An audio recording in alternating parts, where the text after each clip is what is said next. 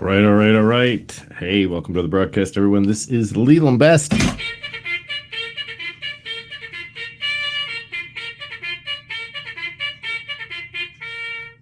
Wake up, West Coast. It's lunchtime. Coming to you from the Shiawassee River here in Corona, Michigan. Just hanging out, doing my taxes today, man. This is like one of those things where I always file an extension when I do my taxes. Okay, I don't ever really do my taxes like most people do in March or April.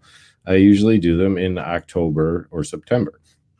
And that's depending on whether you're doing business taxes or if you're doing personal taxes. So there's a difference, obviously, and most people know that. But in our case, we run an S corporation over here. So as we do that, it means all of our income is flow through. So when we do our taxes, we figure out our profits for the year, and then that flows through as income to each of us. And we go from there. But right now, wife doesn't make any money. She doesn't have the ability to make money. She's on disability. So just going through all the forms, trying to figure out what to do.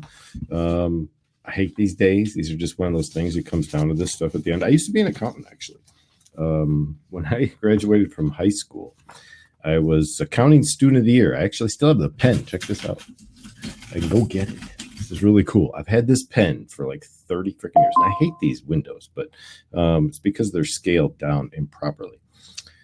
You guys are coming to me out there on Facebook or YouTube today, or possibly through Livebox. I'm just hanging out here on Get Vocal. I'm not going to be picking up any of the feeds out there on Facebook or anything of that nature. So if you want to come check it out, follow the link, come over to Get Vocal, join in the seats like Joe was there for a minute. And I think Eric was here for a little bit.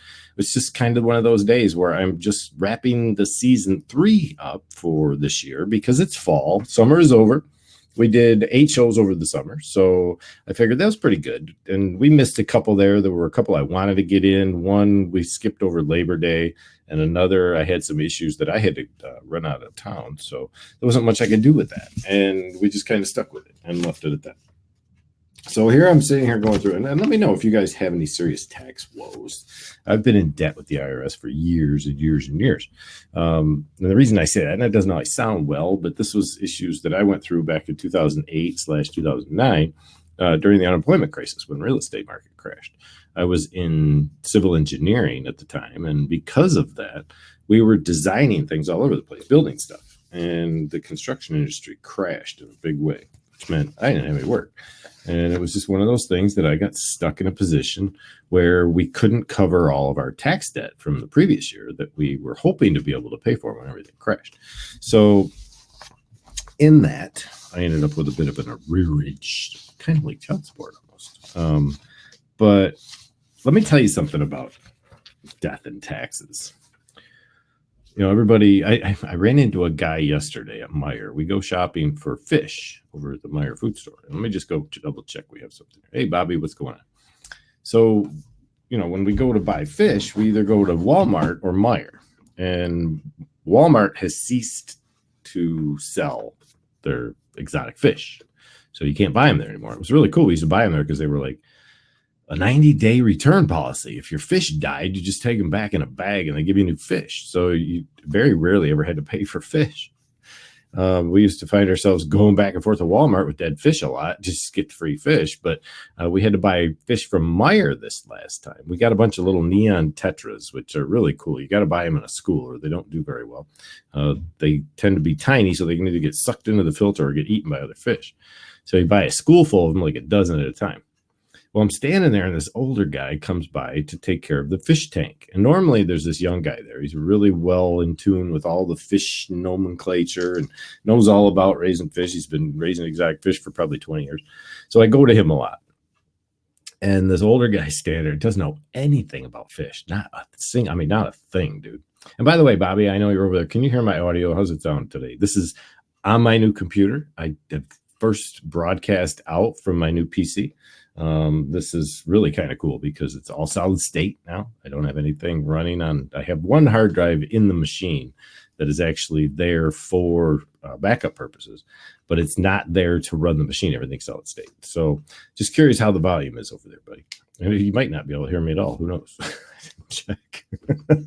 So anyway, I'm talking to this guy And he says something about taxes. And I was like, okay, yeah. And he's telling me that the IRS called and that he owes $3,000. And this guy's just offering us information. I don't know anything about this guy. Never met him before in my life. And he's telling me his story, his woes with his tax debt. And that I don't remember exactly what it was for.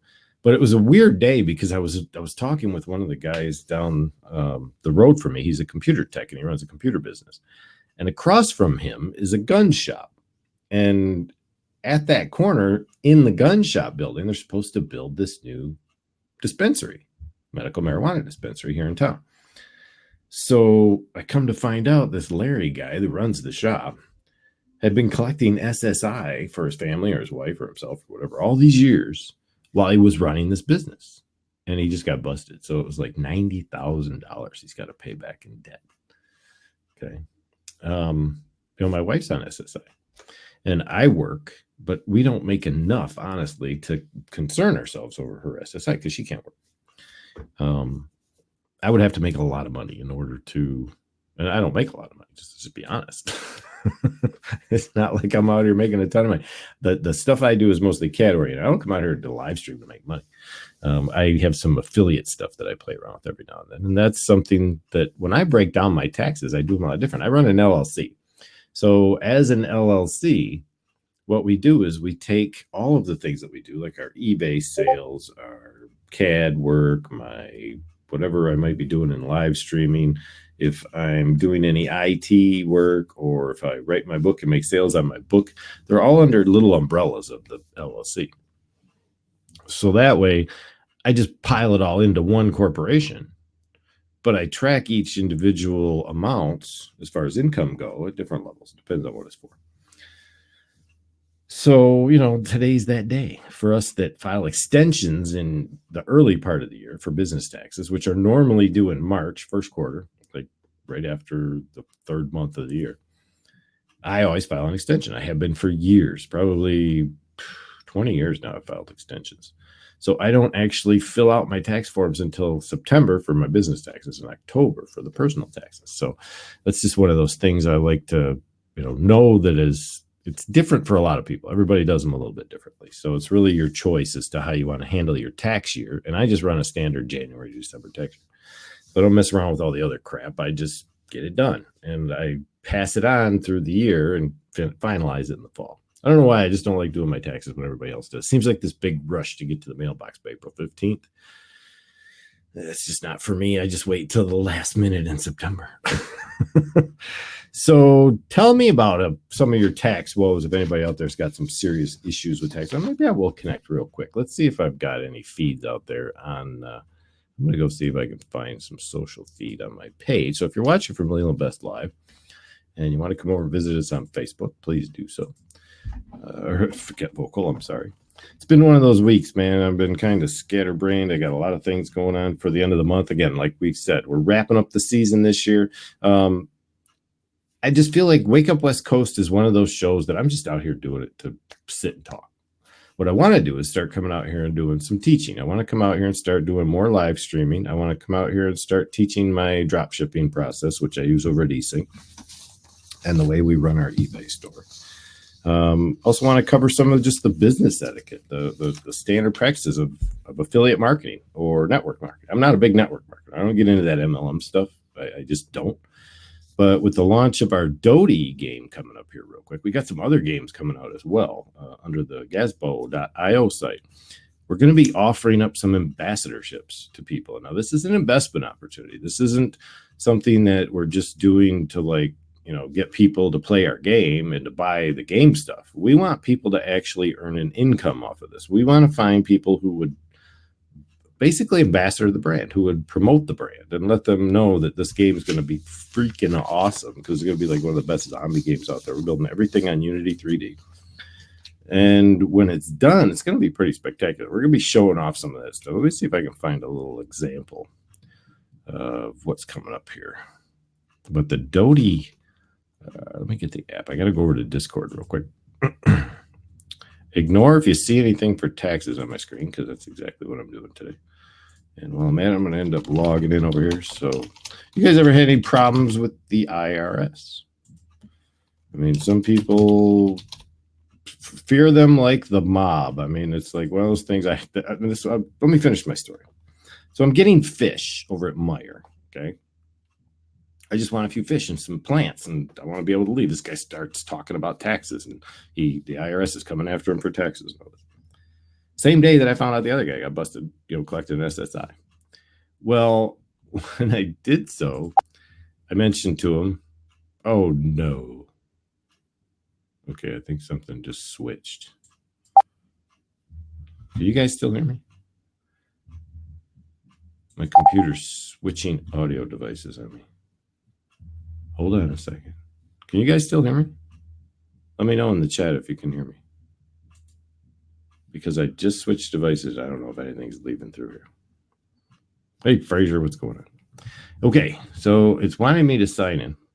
For some reason, everything went glitchy over here on the software that I'm working with. So just give me a second. So this guy starts asking me, what am I supposed to do? The IRS is going to take me to jail. I'm like, dude, just call him. I said, what's the big deal? The IRS wants to know, you've got a problem with your taxes, obviously. So many people want to hide from the IRS. Okay. I've been talking with the IRS on the telephone for the last 20 years. I got paperwork. I got an envelope full of paperwork. I've got liens. I've had liens on me for years. Okay, let me just give you an idea. There's IRS documentation, IRS stuff. Can you see it? The lights are really bright today, aren't they? Ouch. So that doesn't work. IRS. Man, the lights are just whack. Okay, the lights are too bright for this white paper. But I'm always on the phone with these guys if I have a problem. And you don't get to get their first name. They always like Mr. Smith or Miss Jane or Mr. Tel Aviv or whatever. They've got these really weird names. They just go by Mr. and Mrs. So I talk to them. I tell them what's going on. I say, hey, I got a problem. I can't pay this bill. They sent me a tax bill for what, $4,000 one year. I was like, I can't pay this. How am I supposed to pay this bill? I can't pay this bill. I don't make that kind of money. She's like, well, how can you pay it? I'm like, I don't know. I'll give you $50 a month. Okay. And I'm like, really? So the IRS is actually pretty cool. All right. If you're in debt with the IRS, you have a tax bill. You don't have to pay it all at once. Everybody thinks you got to pay your tax bill. Like, here it is. Taxes owed right now. Get it done. If you don't, you're going to jail. I'm serious. I've run into people that think that. They look at the IRS as the gangster with the black sunglasses and the suit with the black tie and all that. Like from what's that? What's that movie? Men in Black. Yeah. They're not like that, man. They're just like me and you. They've got a job to do. Now, some are assholes. Don't get me wrong. There's some pricks over there. But 9 times out of 10, the people I talk to at the IRS are usually really nice. I haven't had any problems with them. I think I've only dealt with 1 or 2 people and it didn't work out really well in my first divorce. Okay, when I went through my first divorce, my ex filed claim that she wasn't going to have to pay any of the tax debt that was owed. Okay, when we were both making money. And she should have helped pay the tax debt that was owed prior to the divorce. But she went to court and got this thing, and there's what's called an injured spouse or what's the other one? I should know this, innocent spouse. So what can happen is depending on whether a spouse is injured by a tax debt that was created by the other individual of the family, whether it's the husband, the boyfriend, whatever, it could be anybody, it could be someone else in the family. You can have that no, it's an injured spouse, right? Anyway, so if they file this form, you can reply to it. And I replied to it saying, what the hell, man? Why does she think she doesn't owe any money in this divorce for this tax debt? She was working. She didn't pay the taxes either. Well, for some reason or other, they sided with her. So I ended up paying the tax debt for that year. And that was one of the other reasons I was in debt with the IRS in the first place, because it was a pretty substantial tax debt that year. And I hoped to help, get some help on that. I did. But my whole point was, at one point, I was up to about $20,000 in tax debt with the IRS. And I'm thinking, oh my God, I'm going to jail. Things are just going to be a mess. I might as well just off myself now, because I'm just going to go down in history as one of those schmucks that didn't pay his taxes. End up in jail.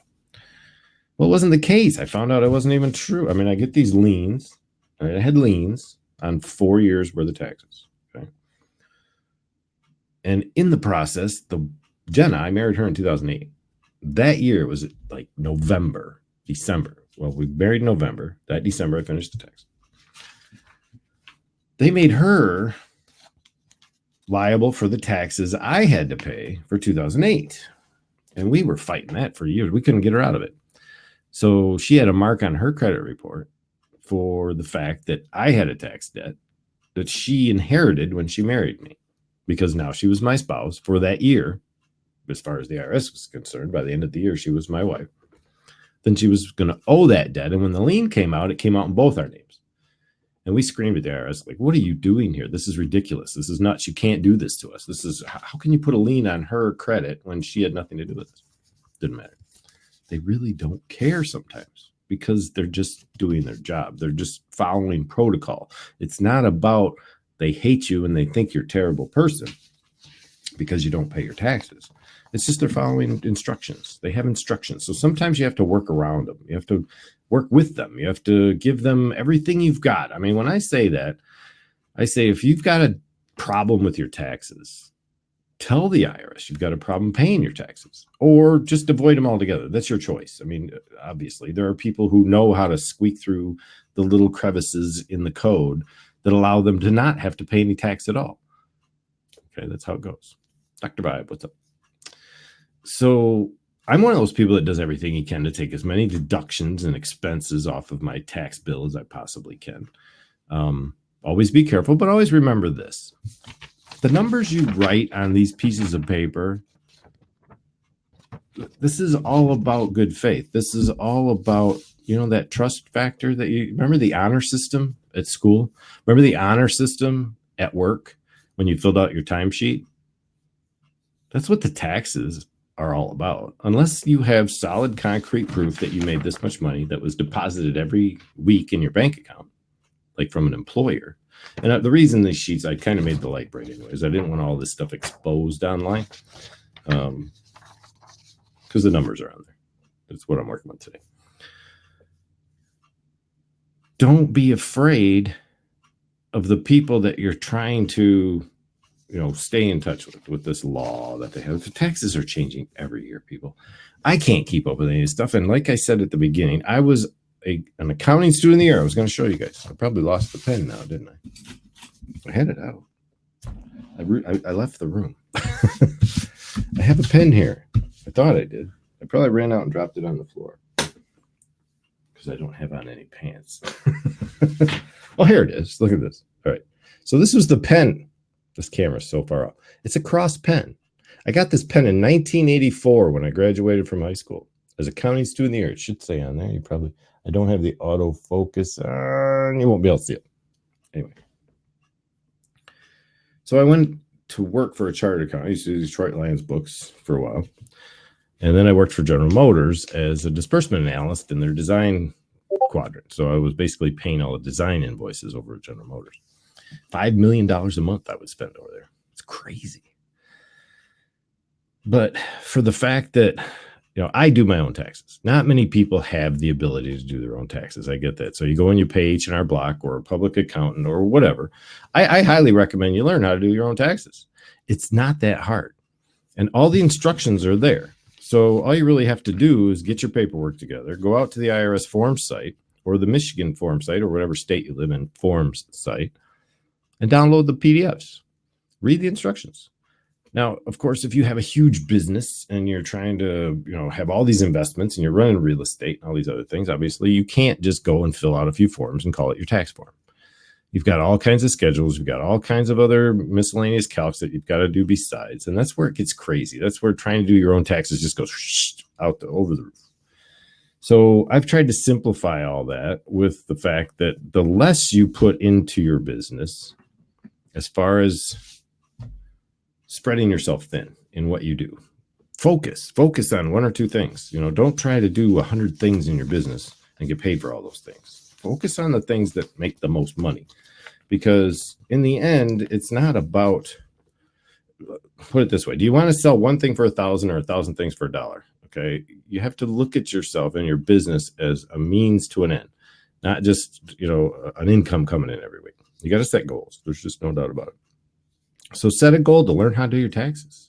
Set a goal to know that your accountant's doing your taxes right. My God, when we were running the business over at Best Auto Spot, which was our auto detailing business, when we relied on an accountant to do, literally, he came up, he goes, I'm going to let you we're going to go back and file X returns, which are amended returns for the last 5 years. And you're going to get all this money back so you can pay me, basically is what it was. He's like, you've got all these credits you could be taking. You didn't take these exemptions. You didn't take these deductions for your Michigan forms over the last 5 years. You got to do that.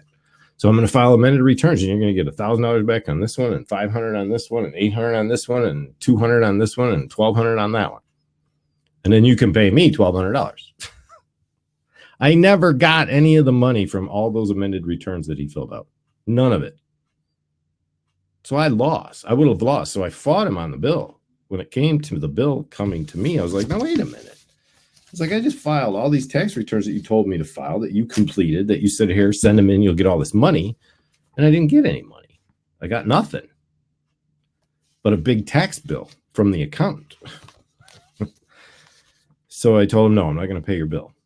I said, I'll pay half your bill because that's about the amount of work you should have put into this project, which was like $750 to do my taxes that year, my business taxes. Of course, business taxes are more expensive to have done than a simple return as a personal return. So I was like, oh, man, these people.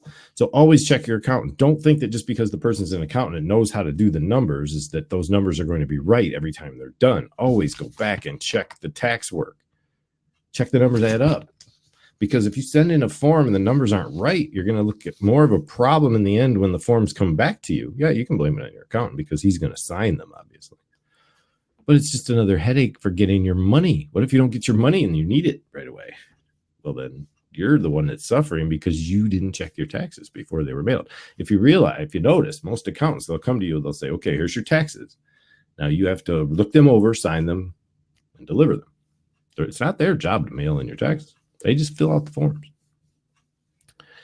So that's what I'm doing today. I'm just coming over here to fill out tax forms. And we're going to wrap up season 3 on a short note because I didn't want to stay here all day. I've got things I got to get done. I got to have these done by the end of the day. So if anyone would like to join me on screen, I'm going to go 4-4. We're going to open up the seats and we're just going to hang out and talk whatever taxes. Like I said, if you got a story of a tax problem you've had, and I can get into some of my horror stories when it comes to tax problems, but I just wanted to cover the fact that it shouldn't be a problem, guys. Just go out there, talk to the IRS, let them know you got a problem. Let them know you can't pay your bill this year or this month or this week.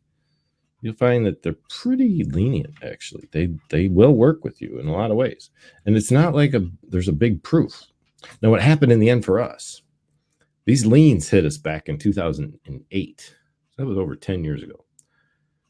The liens themselves, any tax debt you have to the IRS is usually only a 10-year type statute of limitations. Okay. So we actually had some of those liens disappear just because of the statute had run out. So there was nothing more the IRS could do to collect. There was a point in time, actually, I was uncollectible because I was on unemployment, didn't have any money, and I owed them money. And they were like, well, you don't have any money, so obviously you can't pay us. So we won't expect to get the money from you, but we'll touch base with you later. And that's what they do. They'll come back and talk to you in a couple of years and say, you know what? You still owe us some money, guy. So would you like to pay us now? Maybe. Be a good idea. And that's the best way to do it, I think, is to just kind of be on the up and up, man. Don't try to run from Uncle Sam. He can find you. If you're leaving any kind of paper trail on the internet or any kind of paper trail at the bank, let's say, they know where you're at. They know where your money is. One I've found that's kind of interesting is PayPal. I use it to collect a lot of my income, and I just pump it right into my bank account. So that one works as well. And that's another one. Just keep in mind, all these funds online are available for open viewing for most of government agencies when it comes down to it. They'll get to it one way or another. If they want to see it, they can see it. They can simply file an injunction, open up the account, have all the information they need. So don't ever try to hide money from Uncle Sam either. It's not a good idea, man. I mean, a little cash under the table here and there for a job well done. You know, you mow the neighbor's lawn, you go fix your buddy's car, you sell something out of your house that you've had for 10 years that's maybe even worth some good money, like a hot tub or something. So what? It's just the way it is. It's all right, Dr. Bob. Appreciate you even coming by to say hi today, man. It's great to see you. And again, this is just kind of a wrap up for season 3. Again, this was episode 8. Should have been about 9 or 10, but I didn't get time to get the other 2 episodes in this season. But probably be looking at waiting until the end of the year. Probably do a holiday thing like for November and December and wrap up the year that way. And try to get some people out here to do a little more networking. Some of the old guys, some of the old folks that we don't see too much anymore. Talk some more tech. I'm going to be coming out a lot more after this is done because I've been working on some other things as well in the dispensary end over here in Michigan. Got a project I got to work on here, as a matter of fact, this afternoon. So you'll be seeing some more of me on camera, though, and I'm hoping to be out here teaching, like I said, some affiliate marketing, some eBay sales, and some drop shipping. So look forward to it, guys. I know you don't have much time to hop in the seats, but vibes on a call. So I'm just going to make this a half-hour show today and wrap it up for this end of Wake Up Time. If you guys don't know, hey, what's up, Aaron? What's going on, dude?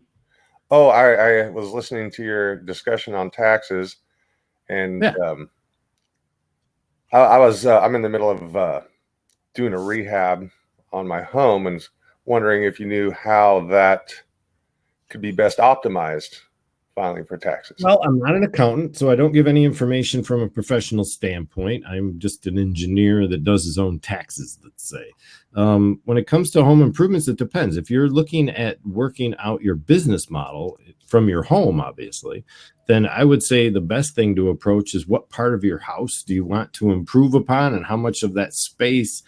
All right, look at it as an overall sense of home space. Like if you have a 5,000 square foot home, let's say, and your office is 100 or 1,000 square feet of that, calculate the percentage of what your home business base is. And that's basically what you're going to be using for your write-off on your taxes for your home base expenses. But the bigger that area is obviously the better. If you are working from a nice home office, most of us, I try to just keep that area small. So mine's like 10% of my home. It's not, and I have a small house. It's a bungalow on the river. So I don't get a huge write-off for business expenses because I don't do sole proprietorship. I run an S corporation, so it's a little bit different. You don't get that home write-off per se that you would normally get if you do it as a sole proprietor or a partnership. At least I don't take it. I don't know. It's included on the 1120S form. I would say, if anything, if you're looking to find a way to save taxes, because you run your own business, right, Aaron? I have. Currently, I'm developing a new business model. So I like the S corporation model, the LLC, which is a limited liability company running as an S corporation, which you have to fill out a couple extra forms to do that. But what that allows you to do is take any profits from the business that you're creating and pushing those profits through as employee payroll to yourself through your personal taxes. So you have to start yourself as an employee of the company, pay yourself a set wage throughout the year. And it can be a very minimal wage, which is nice. Like if you felt you might make some good profit, go with a small wage, like 15 grand a year. And then pay yourself that over the course of each payroll period, pay the taxes on it so you know you're getting your taxes paid. And then take dividends at the end of the year for the extra profits. And that way you make out better in the end of the year for taxes. Just talk to a tax accountant about that. You'll know about that. All right. That advice. But always look into that if you're going to try, because we did that for our detail shop. And my wife was the sole managing partner of the LLC at the time. And she brought in about $11,000 worth of income on $99,000 worth of sales. So that was, and we paid probably $40,000 just in payroll that year. And that's where those numbers all tend to just rake off the profits. And then when you go back to fill out your taxes, though, you find out, wow, I didn't really owe any taxes this year. So it works out pretty good. Excellent. Well, thanks again for your show. And I will talk to you later. Yeah, Aaron, we'll be around more often. I'm hoping to jump out here and just hang out with people a little more and talk about not only business, but business models and live streaming and some other projects that I'm working on that are going to be kind of interesting in the video game and the live streaming industry. So look forward to it. Excellent. Right. Well, guys, I'm going to plug out, or I'm going to unplug here. It's 12:29. Rather than spend another half hour babbling trying to figure out what to produce for show content at the end of the season here at Wake Up West Coast, I'm just going to wrap it up, call it a day, a week, a month, and a year over here at season 3. So look for us probably Thanksgiving. We'll do some kind of little broadcast maybe and get some people together and cheer. And same thing toward the end of the year when we celebrate Hanukkah over here. All of you will be out there, like many of you, celebrating Christmas as well. So we'll just get together and have a little shindig together and hang out for the end of the year parties. So, and New Year's, of course, is always around the corner. All right, everyone, thanks for coming. Appreciate your support as always out here at Wake Up West Coast. We'll be looking forward to some new content. I'm going to be bringing some really cool products to the table that you guys can be able to play with it, with the Livebox especially. We finally wrapped up a lot of the software into that thing. Doty, dayoftheinfected.com. Go check it out. We'll be opening up the doors to that really soon, along with Gasbo.io. So those game sites will be open for those who like to get into those kinds of things. See you on the next show, everybody. Take care. Have a great day, great week, great afternoon.